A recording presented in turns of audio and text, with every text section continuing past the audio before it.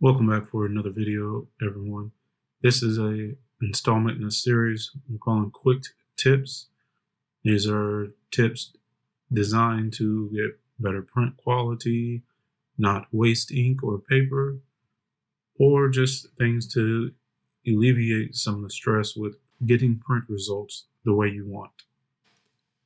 And this is a spin-off of a blog post on our website for quick tips to save money. I invite you over to the website to check that out.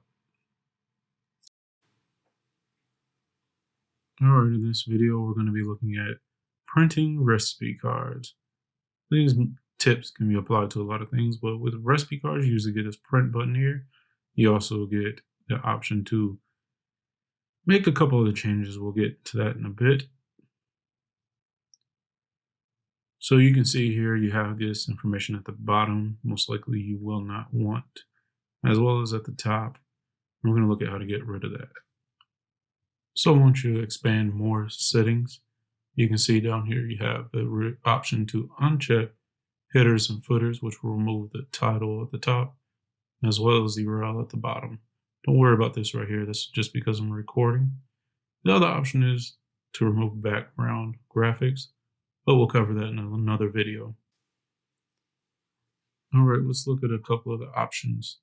A lot of recipe websites will give you the option to remove images, so you can save your ink and save it and use it for more photos.